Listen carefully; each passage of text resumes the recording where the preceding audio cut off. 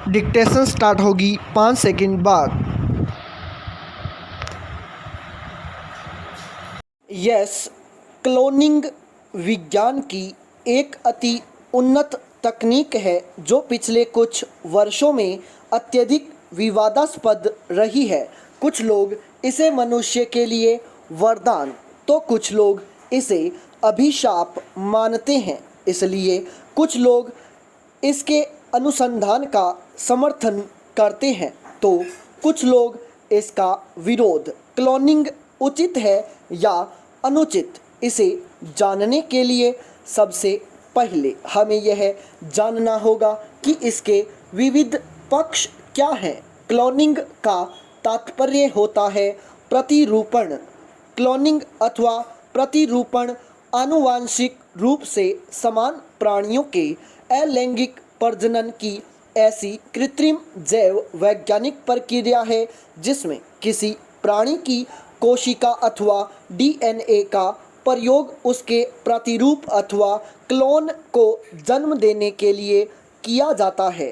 किसी भी प्राणी की कोशिका एवं डीएनए में उसके सारे आनुवंशिक गुण विद्यमान रहते हैं। इसी सिद्धांत के आधार पर इस प्रक्रिया को अंजाम दिया जाता है। क्लोनिंग जटिल वैज्ञानिक प्रक्रिया है जिसे अत्यधिक दक्ष वैज्ञानिक किसी विकसित प्रयोगशाला में ही अंजाम दे सकते हैं। यद्यपि क्लोनिंग की अवधारणा अत्यंत प्राचीन है, भारतीय पौराणिक ग्रंथों में भी क्लोनिंग के कुछ उदाहरण जैसे जरासंध के शरीर का 2 भागों में होना, रावण का दशानन होना इत्यादि देखने को मिलते हैं, किंतु इन उदाहरणों में हमें विज्ञान की झलक कम ही मिलती है। क्लोनिंग की आधुनिक अवधारणा विज्ञान के सिद्धांतों पर आधारित है। यद्यपि इसकी शुरुआत का श्रेय यूरोप के वैज्ञानिकों को जाता है, किंतु इसे प्रसिद्धि दिलाने में स्कॉटलैंड के रोसलिन इंस्टीट्यूट के वैज्ञानिक इयान वलमुट का प्रमुख योगदान रहा है। उनकी टीम ने वर्ष 1996 में क्लोनिंग तकनीक से डॉली नामक एक भेड़ को उत्पन्न किया। इसके बाद क्लोनिंग के लाभ हानि की चर्चा विश्व भर में छिड़ गई और विश्व भर के वैज्ञानिक इससे संबंधित अनुसंधान कार्य में जुट गए।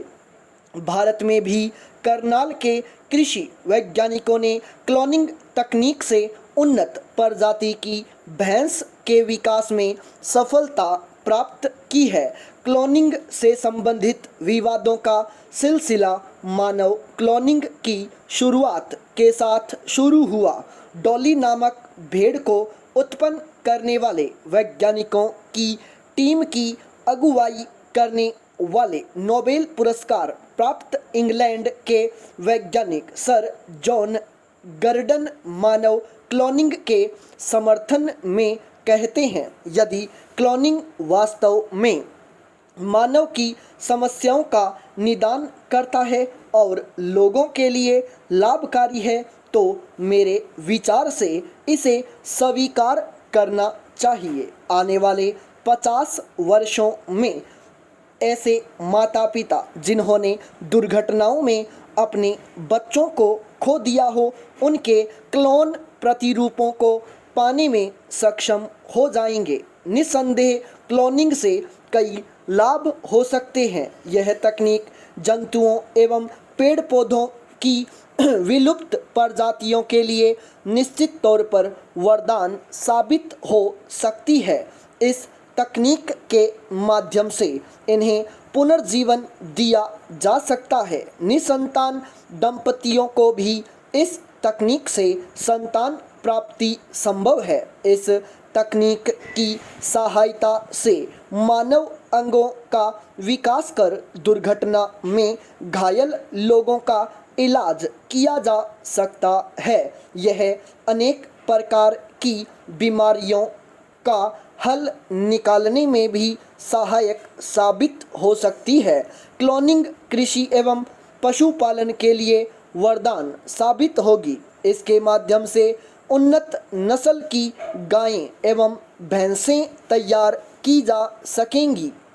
इसका लाभ डेयरी उद्योग को मिलेगा। इस तरह देखा जाए तो क्लोनिंग के कई फायदे होंगे। पाई पैराचेंज क्लोनिंग के यदि कई फायदे हैं तो इसके दुरुपयोग से कई प्रकार के नुकसान भी संभव हैं।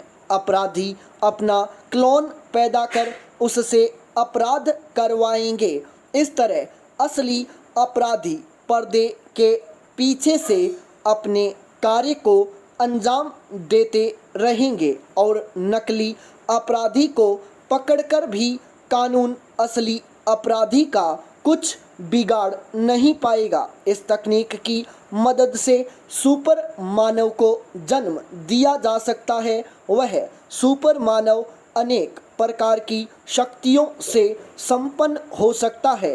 इस तकनीक से यदि वैज्ञानिक चाहें तो ऐसे व्यक्तियों के भी प्रतिरूप तैयार कर सकते हैं जो अब इस दुनिया में नहीं है। इस तकनीक की मदद से Adolf Hitler, Mussolini, Lenin, Churchill ही नहीं बल्कि जिस व्यक्ति के भी डीएनए दुनिया में सुरक्षित है उसका प्रतिरूप बनाना मनुष्य के लिए आसान हो जाएगा। इससे नक्सलवादी प्रवृत्ति को बढ़ावा मिलेगा। विकसित देश अपना वर्चस्व कायम करने के लिए इस तकनीक का दुरुपयोग करेंगे। इस तकनीक से ऐसे मनुष्य को भी विकसित किया जा सकता है जो किसी विशेष कार्य में दक्ष हो। भयंकर से भयंकर अपराधी या दयालु से दयालु मानव या इन दोनों का मिश्रण वैज्ञानिक जैसा चाहे वैसा मनुष्य बनाने में सफलता प्राप्त कर लेंगे। अमीर लोग इस तकनीक के माध्यम से अपने लिए अधिक बुद्धिमान एवं सुपर शक्तियों से संपन्न बच्चे पाने की कोशिश करेंगे। चूँकि यह कार्य अधिक खर्चीला होता है इसलिए निर्धनों को इससे किसी प्रकार का कोई लाभ नहीं होगा, चाहे वह इलाज का कार्य हो या कोई अन्य कार्य। इस तरह क्लोनिंग की तकनीक के दुरुपयोग से कई प्रकार की समस्याएं उत्पन्न हो जाएंगी। यह प्रकृति के नियमों को मनुष्य की सबसे बड़ी चुनौती साबित होगी। इस तकनीक की एक और कमी यह है कि इसके माध्यम से उत्पन्न प्राणियों में अब तक कई प्रकार की समस्याएं देखी गई हैं। डॉली नामक भेड़ भी कई प्रकार की बीमारियों का शिकार हो गई थी। इसलिए मानव क्लोनिंग की इजाज़त किसी भी देश में नहीं दी गई है। हालांकि मनुष्य के इलाज के लिए इसके सीमित प्रयोग की इजाज़त कुछ देशों में दी गई है। हमारे पूर्व राष्ट्रपति व महान वैज्ञानिक श्री एपीजे अब्दुल कलाम का कहना है, मैं मानव क्लोनिंग के खिलाफ हूँ क्योंकि मानव ईश्वर के लाखों करोड़ों वर्षों की जेनेटिक इंजीनियरिंग का परिणाम है, किंतु स्वास्थ्य बहाली हेतु आँख, जिगर और दिल जैसे अंगों की क्लोनिंग की जानी चाहिए। कोई भी तकनीक उचित है या अनुचित यह इस बात पर निर्भर करता है कि उसका प्रयोग किस रूप में और क्यों किया जा रहा है। यदि सब्जी काटने वाले चाकू का प्रयोग किसी व्यक्ति को चोट पहुंचाने के लिए किया जाए तो इसमें उस चाकू का क्या दोष है? यदि उसका प्रयोग सब्जी काटने के लिए किया जाता है तो निस्संदेह वह मनुष्य के लिए लाभदायक होने के कारण वरदान है, और यदि उसका प्रयोग हिंसा के लिए किया जाता है तो निस्संदेह वह मनुष्य के लिए अभिशाप है, किंतु दोनों ही परिस्थितियों में गौर करने वाली बात यह है कि चाकू को वरदान या अभिशाप बनाने वाला मनुष्य ही है। यही बात विज्ञान के किसी भी नियम एवं तकनीक पर लागू होती है। स्टॉप।